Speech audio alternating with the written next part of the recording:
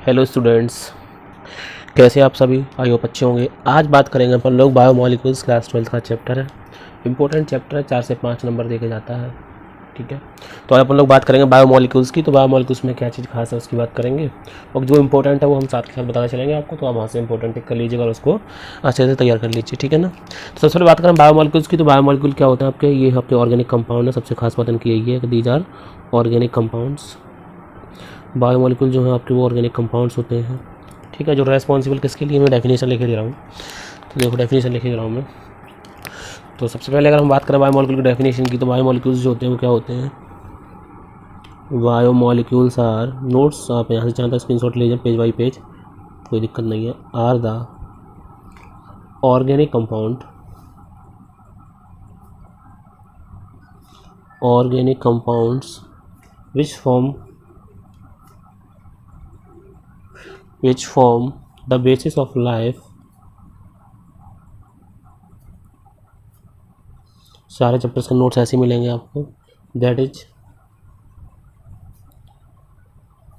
They are build up the living system.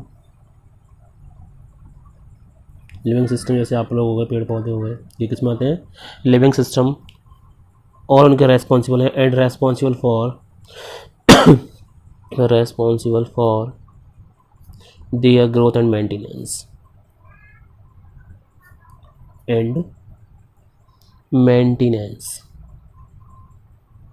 तो ये तो यहाँ से डेफिनेशन हो जाती है इसकी। सिंपल सी है, आसान सी डेफिनेशन है, वो तो ऐसी कोई इशू नहीं है। जो लर्न ना हो तो आप यहाँ से इसको लर्न कर सकते हैं, ठीक है। अगर हम इसके सीक्वेंस की बात करें, लिविंग ऑर्गेनिज्म से सबसे पहले बात करते हैं अपन लोग। सबसे पहली चीज़ क्या है? बायोमोलिक्यूल, ठीक है। उसके बाद जो अगला है वो आपका सेल ऑर्गेनेल्स आते हैं, ये इसका यूज करते हैं। और ऑर्गेनेल्स का आपको पता है सेल का ही निर्माण करते हैं, ढेर सारे ऑर्गेनेल मिलकर। और सेल मिलकर किसकी फॉर्मेशन करती हैं? टिश्यू की। टिश्यू बनाते हैं ऑर्गन, और जो ऑर्गन होती है वो बनाती है ऑर्गन सिस्टम। और ऑर्गन सिस्टम जो बनाता है वो बनाता है आपका लिविंग ऑर्गेनिज्म, ठीक है। तो ये एक सीक्वेंस है,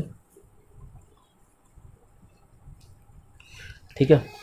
तो ये यहाँ से क्लियर हो गया होगा आपके कि बायोमोलिक्यूल्स जो रिलेट किया किससे?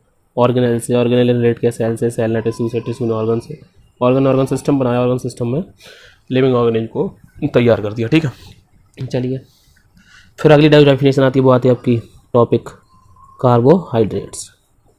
ये इंपॉर्टेंट है और यहाँ से अपन लोग कोशिश करेंगे ग्लूकोज का साइक्लिक स्ट्रक्चर डिटेल में पढ़ें, तो ये इंपॉर्टेंट है।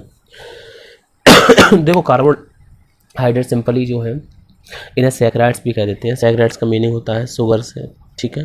क्योंकि जनरली जो होते हैं ये स्वीट टेस्ट देते हैं, इस वजह से मैंने सैकराइड्स भी कह देते हैं।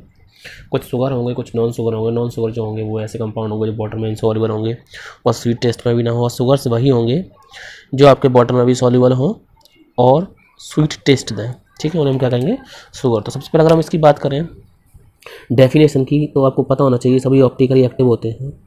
तो डेफिनेशन पे आ रहा है ऑप्टिकली एक्टिव पॉलीहाइड्रोक्सी, यानी सभी में 2 से अधिक आपके हाइड्रोक्सी ग्रुप होंगे। मैं अभी एग्जांपल लूँगा, पॉलीहाइड्रोक्सी एल्डिहाइड, जिन्हें हम क्या कहेंगे? एल्डोज कहेंगे, ठीक है। और कीटोन्स, जिन्हें हम कीटोज कहेंगे, ठीक है। और द कंपाउंड्स,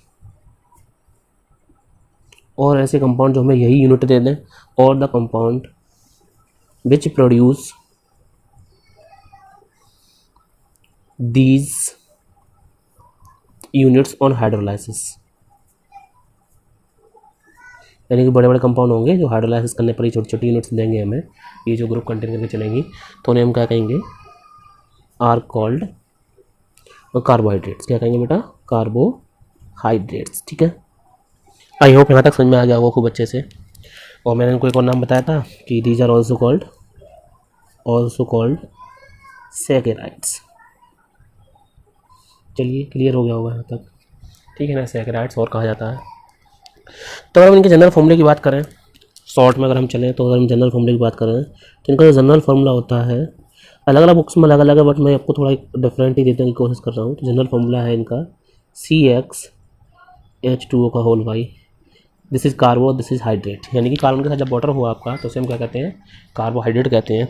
ठीक है, कुछ कॉमन एग्जांपल हैं जो इस फॉर्मूले को होल्ड करेंगे, इस फॉर्मूले में फिट हो जाएंगे। C6H12O6, ये जो है वो आपका ग्लूकोज का भी फॉर्मूला यही होता है। ठीक है, जो जनरल फॉर्मूला अभी, और इसको हम फ्रक्टोज भी बोल देते हैं, लेकिन इनकी प्रॉपर्टी के बेसिस पर हम अलग अलग करेंगे, on the basis of structure and on the basis of chemical reactivity हम इनको अलग अलग बताएंगे। ठीक है, ग्लूकोज में अगर हम यहाँ पे बात करें तो एल्डिहाइड ग्रुप होता है और फ्रक्टोज में आपका कीटोन ग्रुप होता है। ठीक है, तो ये बात की बात है, अभी कोई जनरल बात चलेगी, जनरल समझ से चलना। ठीक है ना, बट कुछ ऐसे होंगे जो इस फॉर्मूले को होल्ड कर रहे होंगे लेकिन वो कार्बोहाइड्रेट नहीं होंगे, बट सम लाइक CH3COOH, अगर मैं इसको शॉर्ट में लिखूँ तो देखिएगा C2 दो कार्बन है, H4 4 हाइड्रोजन है और 2 ऑक्सीजन। अगर मैं इसको लिखूँ तो क्या मैं इसको C2H2O का होल 2 नहीं लिख सकता हूँ ना। ये इस फॉर्मूले में फिट है लेकिन ये कार्बोहाइड्रेट नहीं है, but not carbohydrate.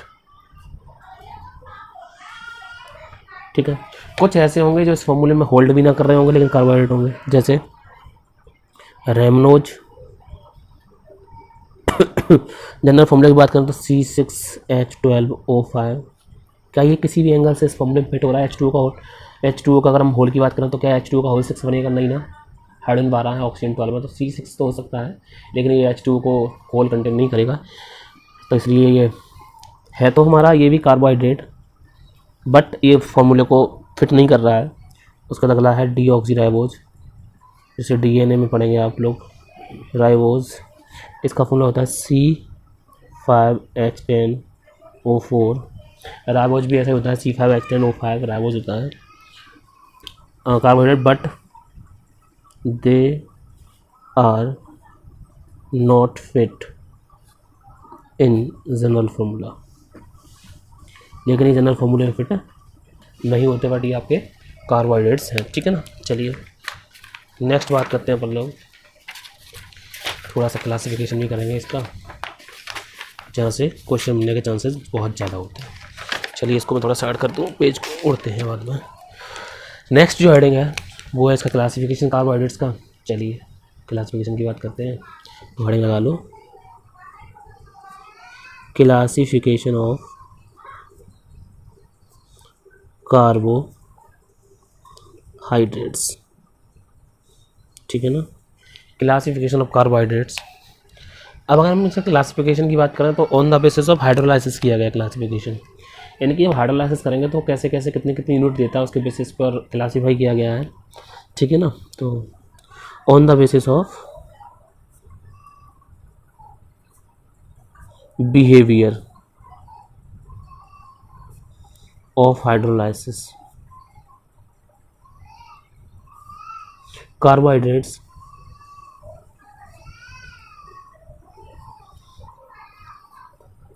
are classified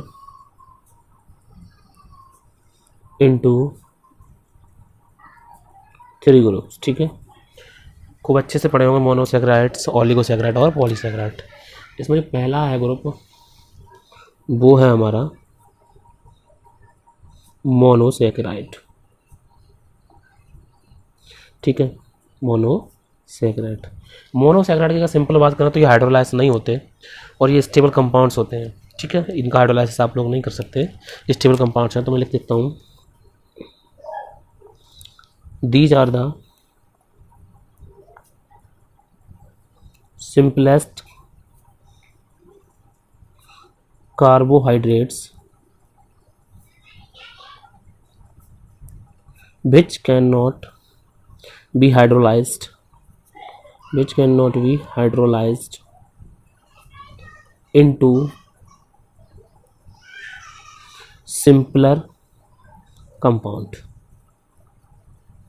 ठीक है, इनको हम सिंपलर कंपाउंड में आसानी से हाइड्रोलाइज करके नहीं ब्रेक कर सकते, यानी कि जो एक ही यूनिट में रहेंगे उन्हें हम क्या कहेंगे, मोनोसैकेराइड कहेंगे।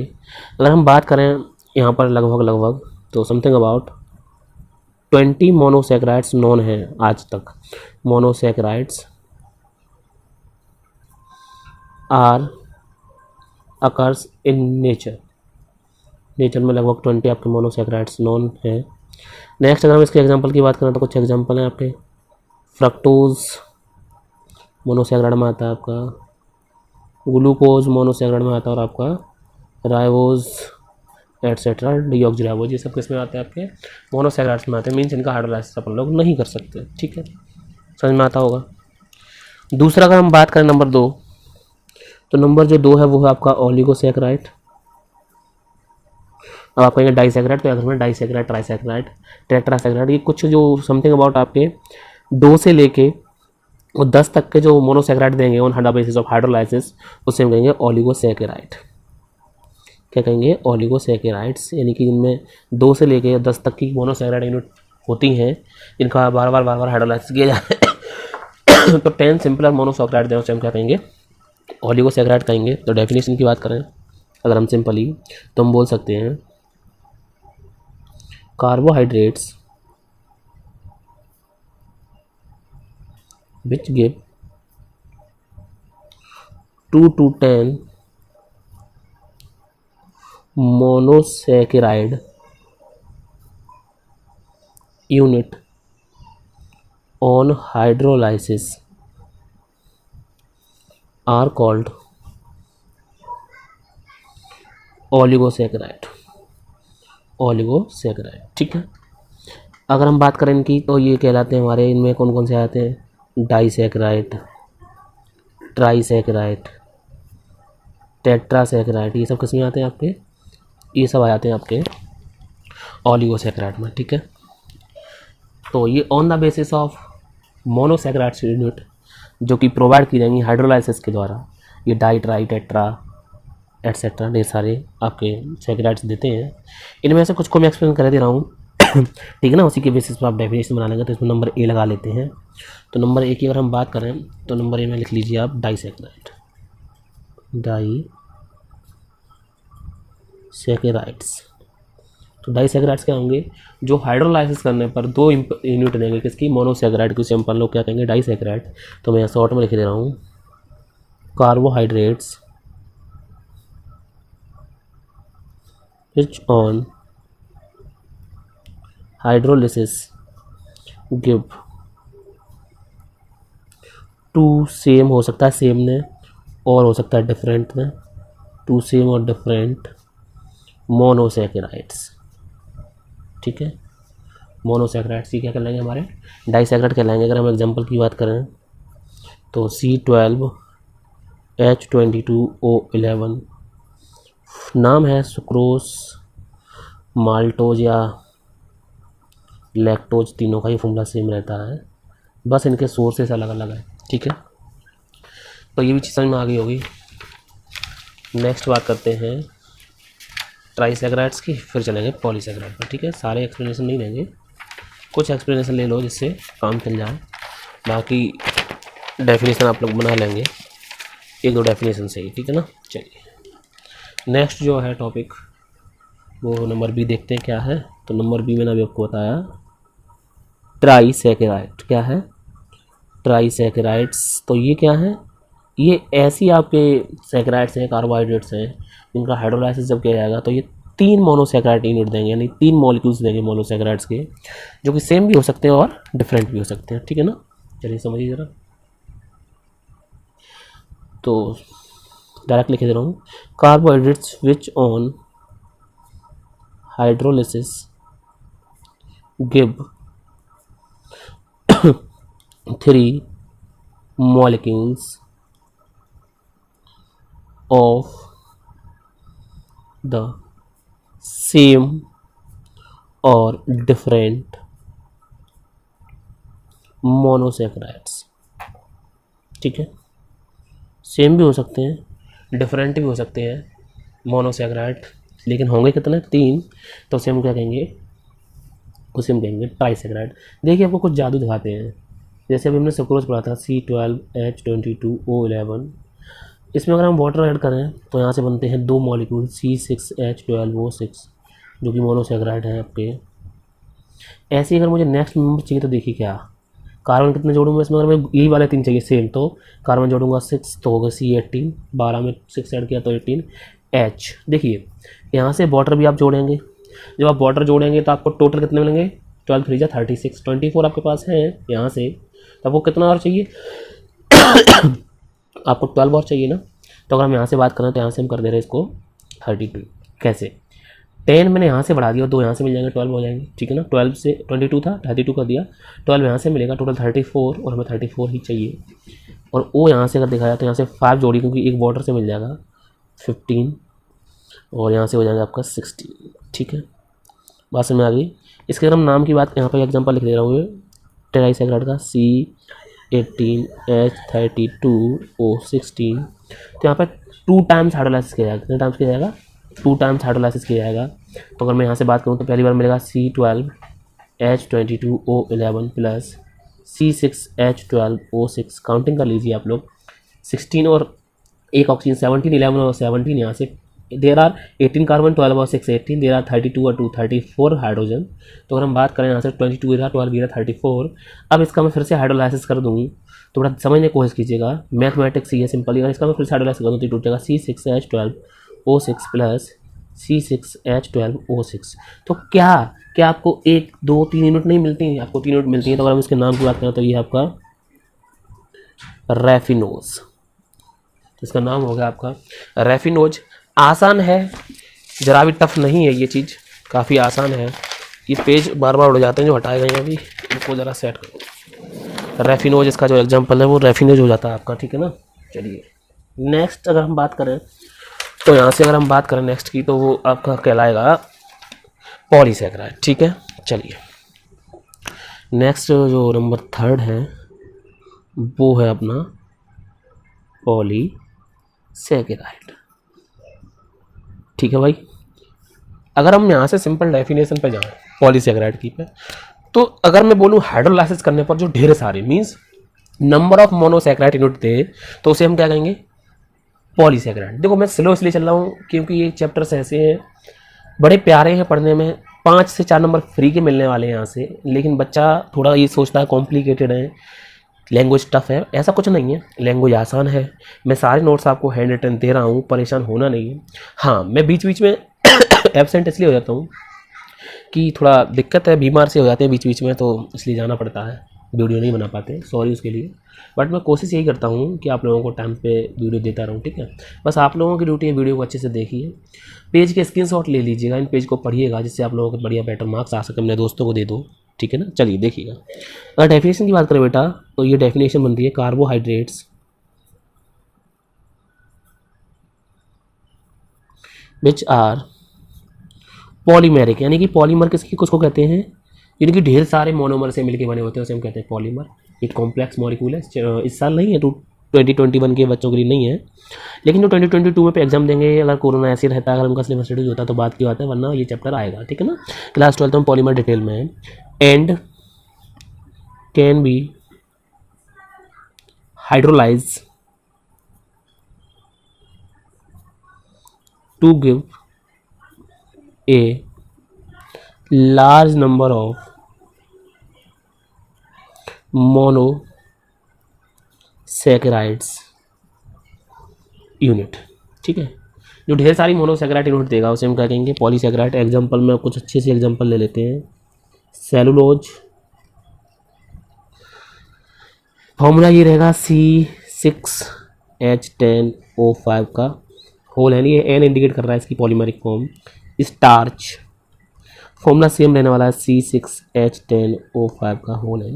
अब देखिए समझिएगा, अब बेटा मैं हाइड्रोलाइसिस करके दिखाता हूँ, जिसमें ये C6H10O5 का होल है, ठीक है। अगर मैं यहाँ से n मॉलिक्यूल ही H2 जोड़ दूँ तो समझने की कोशिश करना, 10 हाइड्रोजन और 2 hydrogen that is 12 hydrogen, 5 hydrogen, 5 oxygen and 1 oxygen that is 6 oxygen. तो यहाँ से हमें मिलेंगे n molecules of C6H12O6 that is glucose के मिले हैं हमें, ये यहाँ से, ये हमारा स्टार्च या सेलुलोज, जो भी, दोनों का फॉर्मूला सेम है, ठीक है। यहाँ तक कोई दिक्कत किसी बच्चे को हो तो बताइए। तो ये पॉलीसैकेराइड थे, ठीक है। नेक्स्ट वीडियो में मैं मोनोसैकेराइड्स को एक्सप्लेन करूँगा, वहाँ से ग्लूकोज लूँगा, फिर एक अगला वीडियो बनाएंगे, उसमें ग्लूकोज का साइक्लिक स्ट्रक्चर और ओपन स्ट्रक्चर दोनों एक्सप्लेन करेंगे डिटेल में। बस आप लोग क्या है कि ये जो 3 से 4 पेज मैंने आज करवाए हैं, आपको इनके स्क्रीनशॉट लीजिए ना, पढ़िए, आपको तो नोट्स बने बनाए मिल रहे हैं, ठीक है। काफ़ी पर्याप्त टाइम है स्क्रीनशॉट लेने का, आप लोग आसानी से स्क्रीनशॉट ले लीजिए, बस पढ़ते रहिए। अच्छे मार्क्स लेके आइए। ये नोट्स जो आपके वो हर कंपटीशन बोर्ड एग्जाम सब में काम आने वाले हैं। इन फ्यूचर जब आप कुछ करेंगे तो वहाँ से भी ये कुछ ऐसे चैप्टर्स हैं बेटा जिनसे सवाल बनते हैं, चाहे आप किसी भी लाइन में जाएँ, विटामिन्स वगैरह इस चैप्टर में आएंगी, सारी चीज़ें आएंगी। तो ये कुछ ऐसे चैप्टर हैं जिनमें हर जगह हमें कामयाबी मिलेगी। ठीक है, तो मैं नेक्स्ट वीडियो में बात करूँगा मोनोसैकेराइड्स के और ग्लूकोज की। उसके बाद थर्ड वीडियो आएगा, उसमें ग्लूकोज के स्ट्रक्चर की बात करेंगे। ठीक है, तब तक के लिए goodbye, take care, good night.